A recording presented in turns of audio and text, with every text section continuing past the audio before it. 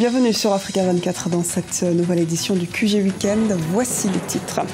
Le Burkina Faso organisera des élections dans la paix et la transparence en 2015. Un pacte en ce sens a été signé par tous les acteurs ce vendredi. À travers ce document, les médias publics s'engagent par exemple à assurer un traitement équilibré des candidats prenant part au scrutin. African Grow and Opportunity Act, ce système permet à plusieurs produits d'Afrique subsaharienne de bénéficier d'un accès préférentiel au marché américain. Exemple de son apport pour un pays comme l'Afrique du Sud. Le championnat d'Afrique des nations masculin de basketball se déroule actuellement en Tunisie. L'équipe du pays hôte fait partie des grandes équipes favorites. Nous reviendrons sur ces deux premières performances de la compétition. Mais avant de développer ces titres, stabilisation de la paix au Nord Mali, un comité de crise Bamako-ONU vient d'être créé ce mercredi, constitué des responsables onusiens, d'officiels maliens. Il ambitionne de stabiliser et ramener la paix dans le nord du pays. Les deux branches politiques et militaires tenteront de voir comment obtenir que chaque partie revienne sur les positions en application de l'accord de paix d'Alger. Rappelons que le Gassia, le groupe autodéfense Touareg Imgad et alliés, a évoqué un bilan de 15 morts dans les rangs de la CMA, la coordination des mouvements de l'Azawad, à l'issue d'affrontements ces derniers jours. Signature d'un pacte de bonne conduite pour des élections apaisées au Burkina Faso.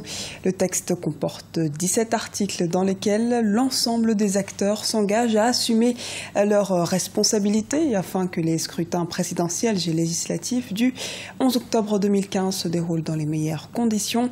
On fait le point dans ce reportage de Wendiam Valentin Compaoré, notre correspondant au Burkina Faso. Un pacte de bonne conduite pour réguler la campagne électorale au Burkina Faso. Les acteurs politiques, de la société civile et des organisations des journalistes ont signé ce vendredi 21 août 2015 à Ouagadougou un code de bonne conduite. Un pacte qui a pour objectif de réglementer le discours électoral pour des élections apaisées au pays des hommes intègres. Je voudrais, dans le cadre du pacte de bonne conduite que nous venons de signer, mettre l'ensemble des acteurs politiques devant leurs responsabilités. Les inviter à la retenue dans les propos et les actes, au respect mutuel et à faire confiance au vaillant peuple burkinabé. Ce sont 81 partis et formations politiques qui iront à la conquête de l'électorat. Ce document de 17 articles stipule que les partis signataires devront s'engager à la préservation de la cohésion sociale et à la sauvegarde de la paix. Notre pays a traversé une période assez difficile et il est important que les hommes politiques puissent donner le là et que nous puissions travailler vraiment à faire en sorte que la réconciliation nationale et la concorde soient une réalité. Je souhaite vraiment que la sagesse habite tous les acteurs politiques, de sorte que tout le monde puisse être candidat tel que la charte de la transition le dit. La campagne électorale du 11 octobre s'ouvre le 19 septembre prochain.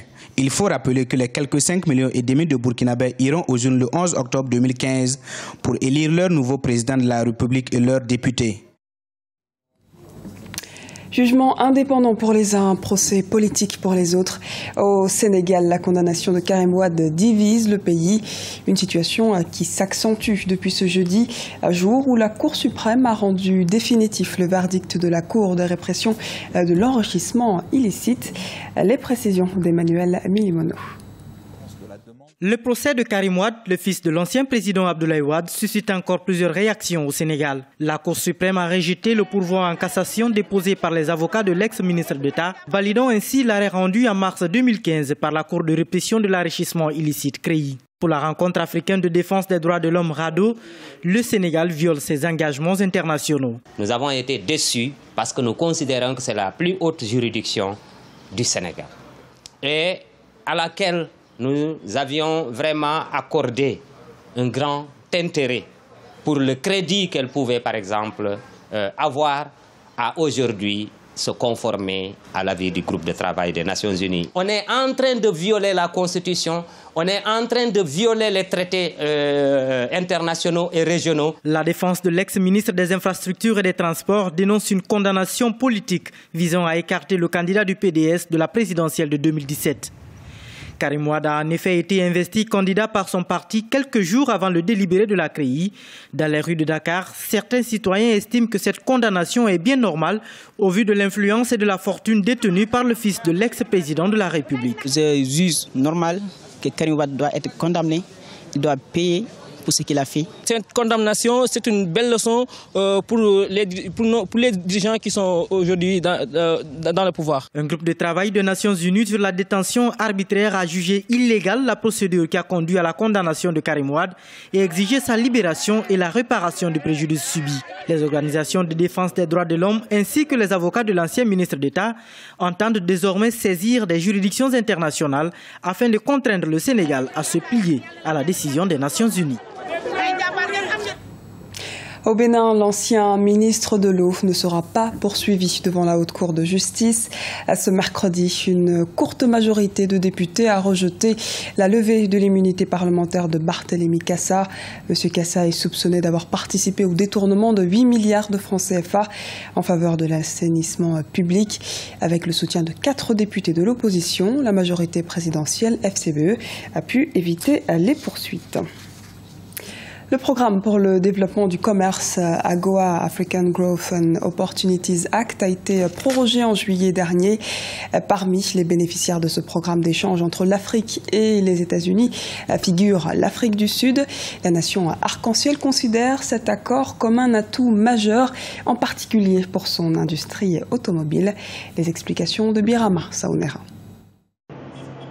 En Afrique du Sud, le secteur de l'industrie automobile devrait renouer avec ses performances. C'est là grâce à la prorogation de l'AGOA, Africa Growth and Opportunity Act, un programme de préférences commerciales accordé par les États-Unis aux pays africains.